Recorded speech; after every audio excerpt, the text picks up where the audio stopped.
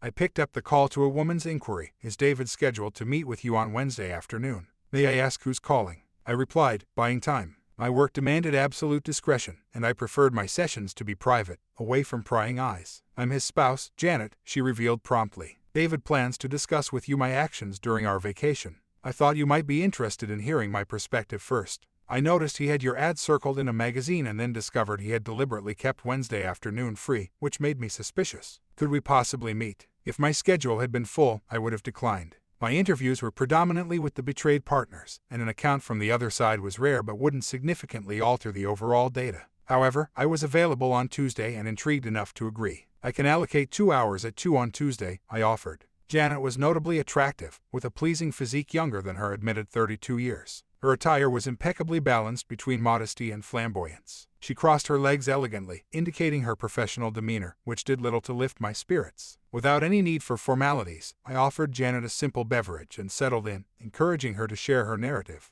I became involved with someone else in Cyprus while my husband was away in Germany, she began. I had deduced as much from our phone conversation, I responded calmly. Initially, I'm more interested in the context, about you, your husband, and your feelings regarding your marriage prior to this incident. We've been married for 10 years and have 2 kids, aged 8 and 6. David has a great job that ensures a comfortable lifestyle, so I have no complaints there. He's also an outstanding father and sees himself as a good husband. The main issue is his job. He's too devoted to it, often leaving me feeling secondary. He's frequently traveling for work, being away for days, though he ensures weekends are for family. However, it seems he occasionally uses work commitments as an excuse to avoid activities he's less fond of, even if they've been planned in advance. Internally, I noted resentment as a common cause of infidelity. Was this incident in Cyprus an unexpected event? I inquired, delicately probing to see if there had been any past indiscretions. Totally unexpected. Throughout my marriage, I never even thought about being with another man. Well, not in a serious way, Janet admitted, then blushed, covered her mouth, and added, "Oh dear, I suppose I should tell you about that incident." I encouraged her to continue. It was about 5 years ago, she began. We were friends with Howard and Emma Forrester. He was a company director. They had a lavish home and often hosted grand parties. David often praised Emma, saying he admired her, which I interpreted as a sign of his attraction. The admiration didn't bother me, but hearing about it constantly did. At one of their parties, David and Emma paired off as usual and were engrossed in conversation, then abruptly vanished. I became suspicious and searched the lower level without finding them, which left only the upper rooms. Before I could investigate further, Howard caught my attention. He seemed to hint at something amiss with his comment sauce for the goose and then diverted me to his library, under the pretense of showing me his new Benedictine paneling, which I had already seen. Janet took a moment before continuing. Howard had acquired these panels from an auction. They were centuries old, originating from a monastery. His study was adorned with these panels on one wall and bookshelves on the other, with a large red leather sofa and a grand mahogany desk as the room's main furniture. Howard seemed intent on making a point, and I was feeling bold and somewhat intoxicated. I was wearing a long, elegant evening gown with a high slit. In a moment of defiance, I prepared myself for a confrontation, asking Howard his preference for where to stand in the room. He opted for a spot against the historical paneling. The encounter was awkward and uncomfortable, and was abruptly ended due to the physical discomfort caused by the wall carvings. As we disengaged, Howard appeared unsteady, but I managed to assist him to the sofa. Janet's story took a turn as she described the interruption by her husband and Emma. She covered for Howard by explaining his unsteadiness as a dizzy spell, while her husband explained their absence as a stargazing session with a friend. The incident concluded with a sense of what might have been, had circumstances been different.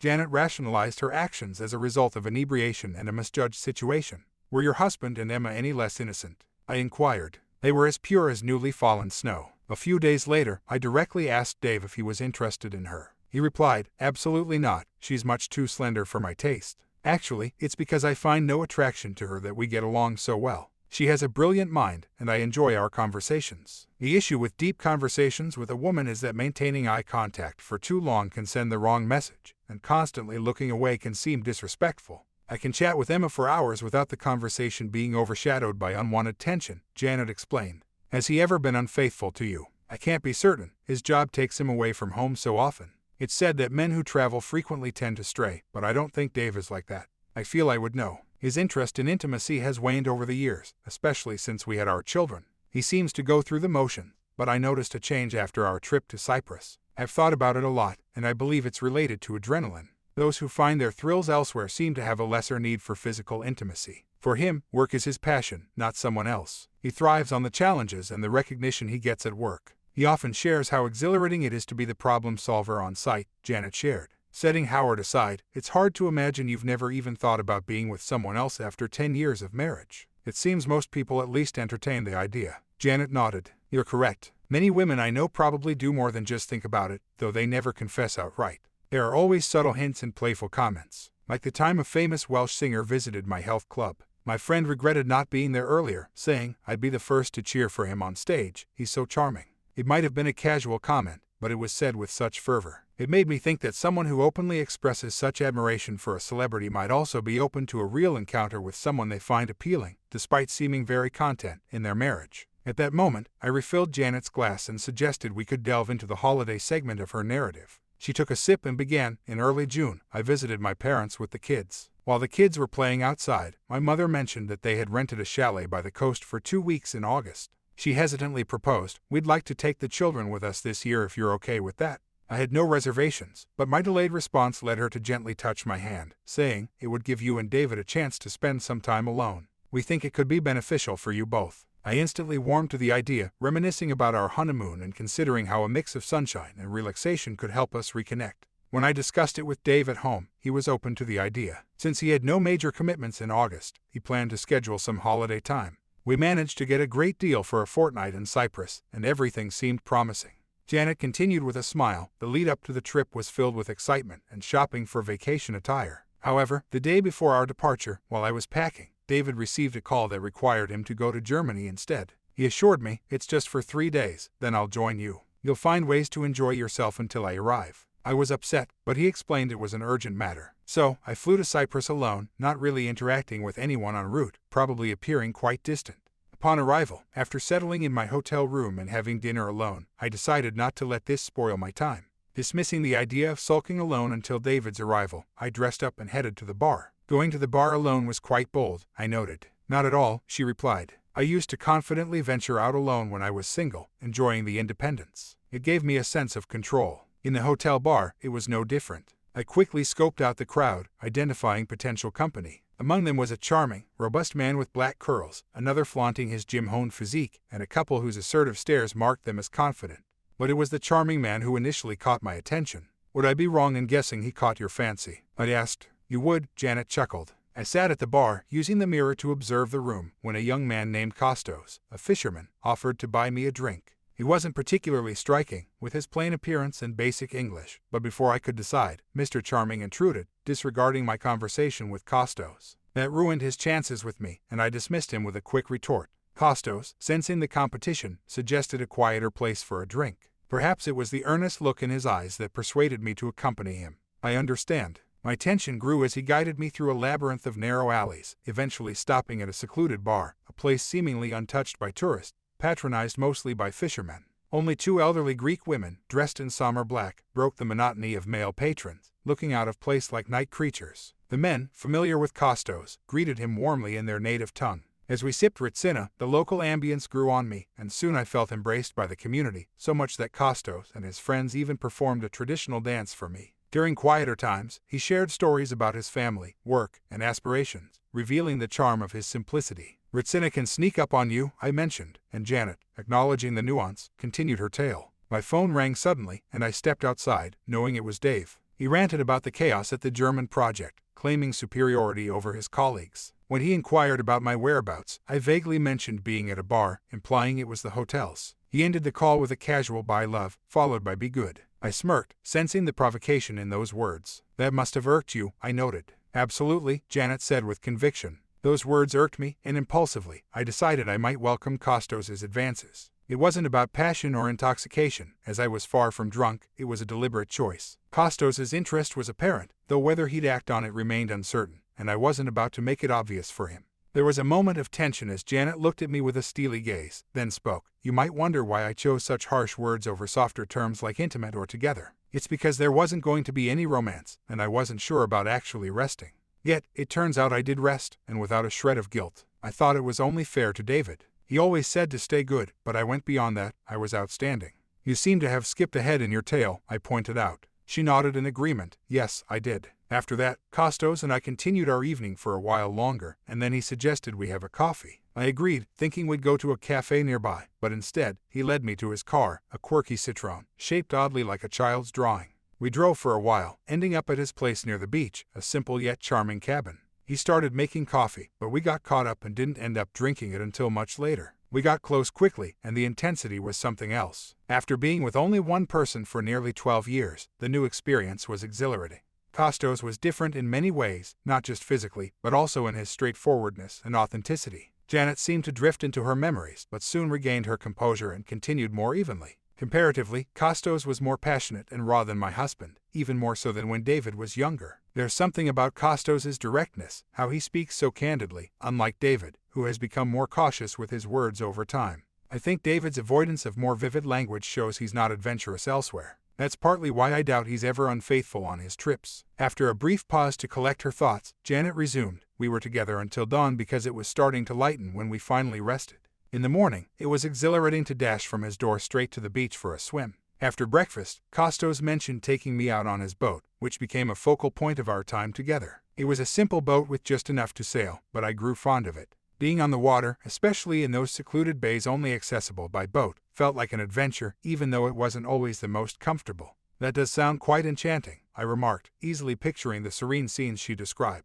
Janet nodded. We indulged in food and spent the day carefree, exploring our desires. It was then I experienced a new kind of intimacy, initially uncomfortable. It soon became pleasurable. We delved into this new territory, driven by curiosity. It began when I mentioned feeling tender from our frequent intimacy. After that, Costos was keen to explore further, perhaps a cultural inclination. We also shared quieter moments, simply holding each other, connected yet still. Our closeness was such that we would only part for the most natural reasons. I discovered a newfound delight in the simplicity of our shared moments. We thought we had just 3 days, so we tried to experience as much as possible. Then I learned we had more time, which secretly thrilled me. Our days were filled with passion in secluded spots, and nights in his modest home were just as intense. Costos had a surprising stamina. Those days rekindled a sense of pleasure I thought I'd lost, with moments of intense joy lingering.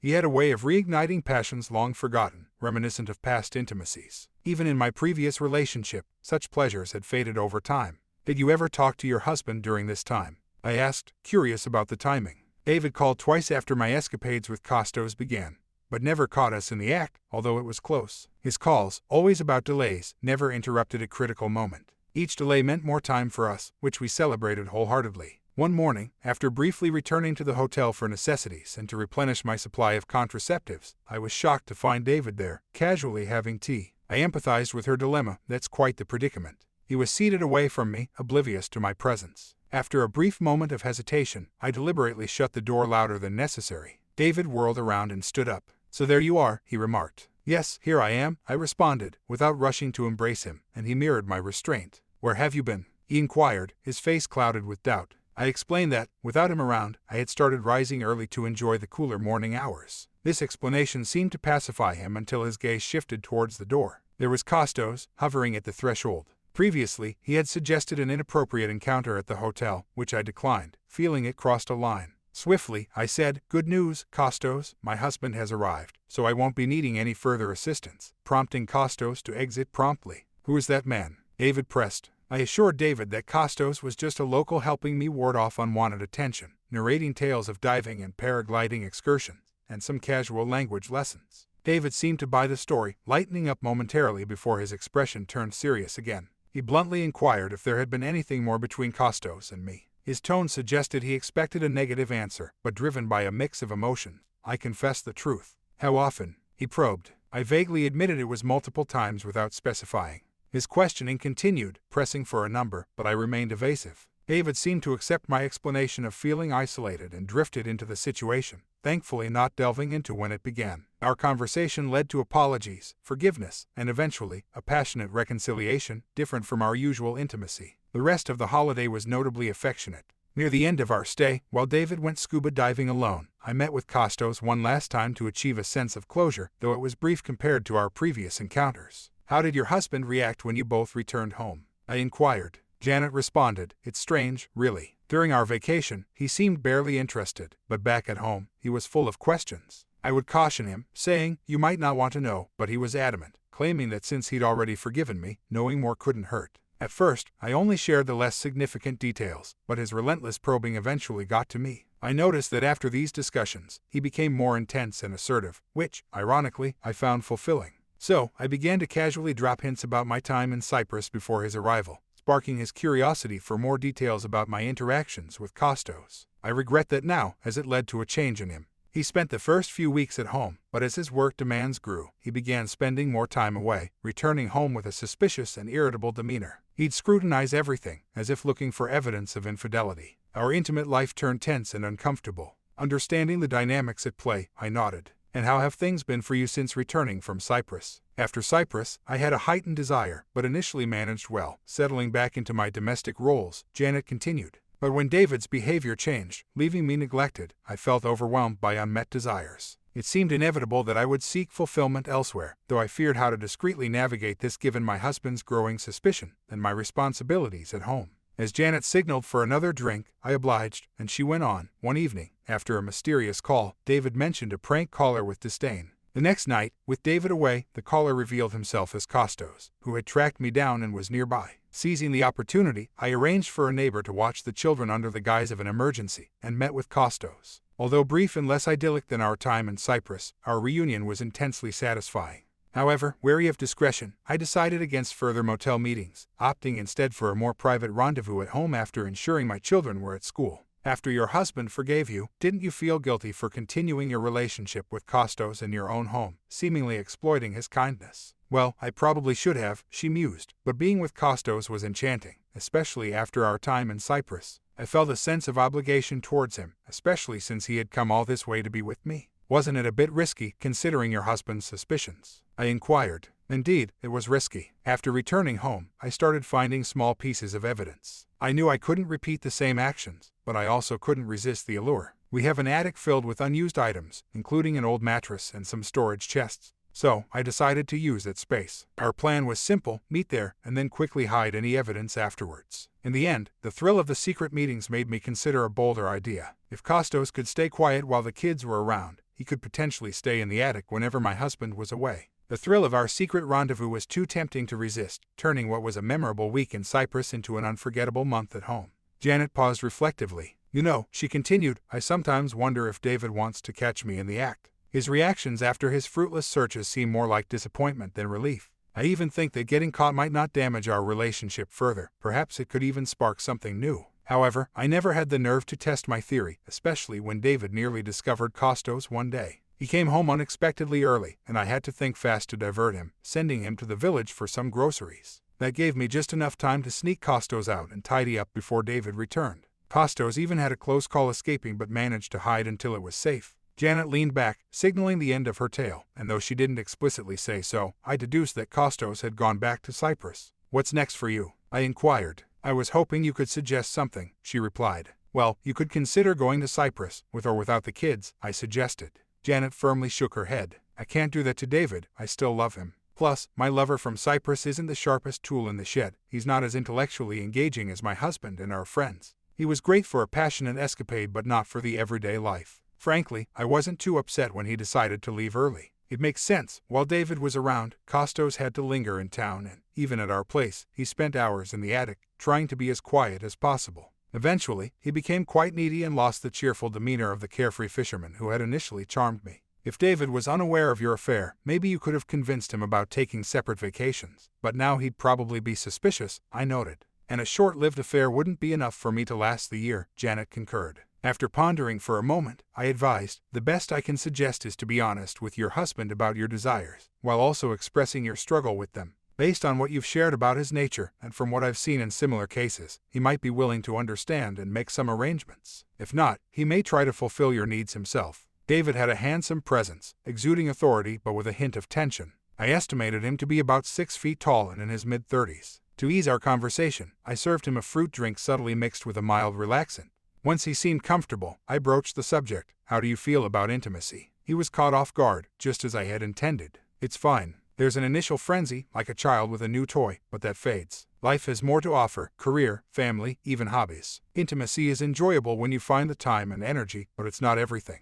I feigned writing on my notepad and asked, I gather your wife connected with someone during her vacation. David, sidestepping the inquiry about his wife's entanglement, began sharing details about his home life, his children, his employment, and the early stages of their union, much of which I was already privy to. I listened without interruption, and he eventually reached the topic of the holiday. It was our first getaway since our honeymoon, and I was eager for it. However, the day before our departure, my boss called, needing me to oversee a new factory setup in Germany. The task was meant for October, but due to financial incentives for the client, it was moved up, requiring my immediate attention. Despite my holiday plans, my boss insisted, highlighting the financial gain. Reluctantly, I accepted, which upset Janet greatly. Even at the airport, her demeanor was cold, but I reassured myself, thinking the additional funds would brighten our time in Cyprus. That evening, from Germany, I called her, sensing her improved mood from the lively background noise of the bar. David then mentioned he was a smoker. The factory was in chaos, he continued, with many installations done wrong and essential equipment missing.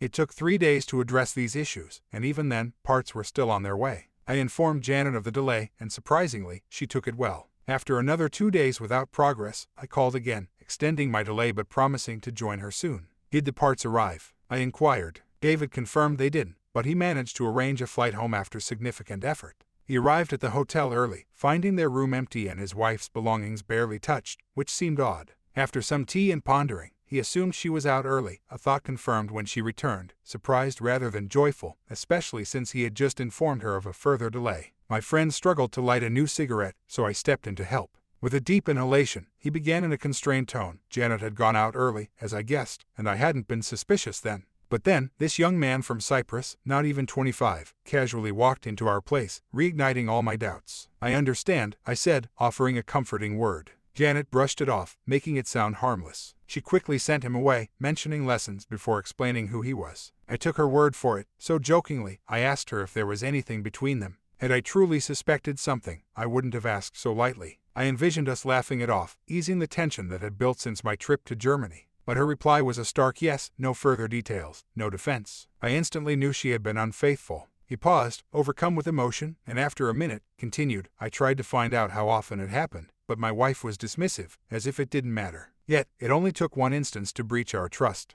It seemed clear to me she needed company, and after I extended my trip, she felt lonely. This guy took advantage, and they crossed a line. Later, she confessed to having had a series of encounters with him. I couldn't help but note, but you seemed to forgive her immediately, as if part of you expected this. It's not like that, he clarified. I'm not without my own mistakes. There were times early on when I was unfaithful, though there were reasons. But that doesn't change the fact. So, I had to forgive her. Also, my business trip wasn't mandatory. The bonus tempted me, even though we didn't need the money. So, I admit I played a part in creating the circumstances for her infidelity. Additionally, at the risk of sounding cliché, what were your feelings about her affair? I inquired. He paused, reflecting. Interestingly, it didn't upset me as much as I expected initially, he admitted. I think I was in denial, trying to enjoy the remainder of our vacation. But once we returned, through some careful questioning, I unearthed more details, and the reality was far from the fleeting encounters I had envisioned. She shared experiences with him that we hadn't explored for years, some I couldn't even recall. For instance, she mentioned certain acts she performed with him, which surprised me because it was different from our usual intimacy. She seemed to think these revelations would upset me, which I found puzzling.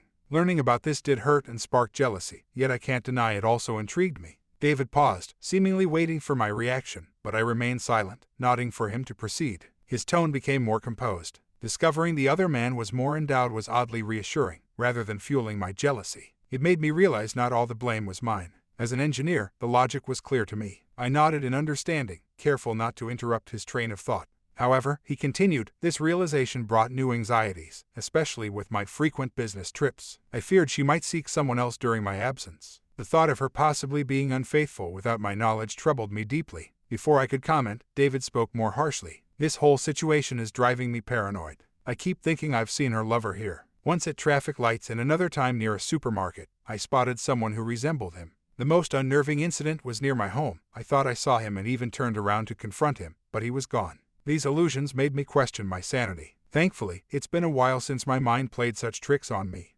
David took a moment, then said, I approached you hoping you'd be interested in my story, but I'm also seeking your insight on what might unfold and advice on my next steps. It hinges on why your wife kept up her affair. If it's emotional, the scenario differs from a purely physical attraction. If she's genuinely fallen for this other man, or thinks she has, then you're at risk of losing her. With children in the picture, there's a 6 to 70% chance she'll choose him. Without kids, the odds increase to nearly 90%. On the bright side, if she stays, it might be due to her deep love for you, and she could remain loyal. And if she's just physically attracted to him, he queried, in that case, she's likely to stay unless you're the one to end things. However, the downside is her continuous search for another thrilling experience, I responded frankly. It's a physical attraction, he stated firmly. I have a lot to process. Do you think she's already seeking other relationships? He shook his head. No, she hasn't, but she's tempted. Interestingly, she opened up about it last night. Janet insists she hasn't been with anyone else since Costos, and I trust her. Yet, she confessed to a newfound yearning and is unsure about resisting it. What was your response to her? I told her I needed some time to think before I could respond, he explained. I wanted to talk it over with you first. I mulled over it for most of the night. Initially, I thought if she could be discreet, ensuring our kids and friends remained oblivious, we could maintain our usual life. But I quickly realized that was a fantasy. Whenever I was away, I'd be plagued by thoughts of her actions, which would be just as unsettling, if not more, than mere suspicion. For me to even consider acceptance, she would need to be transparent about everything, similar to how she recounted her trip to Cyprus. And what's your next step? How do others in my shoes handle this? Some overlook it, though they're rare. Most are like you, willing to accept it provided they're fully informed, which somehow makes them feel less isolated, almost as if they're indirectly involved. Then there are those who prefer to observe. Observe. Surely you're joking, he said, astonished. I'm entirely serious. It's a notable phenomenon. Some consent to be in the same room, while others find covert spots to watch. I've heard about cases where husbands have installed cameras in certain rooms, knowing their wife will be there with someone else. That's appalling, David remarked, though his intrigued expression suggested his thoughts were heading in a different direction. My comment, the woman visiting the shrink behind his husband's knowledge. She is already manipulating the situation. What a selfish person. A man who is obsessed with his job and money and a wife who just does not love her husband but loves the money he makes.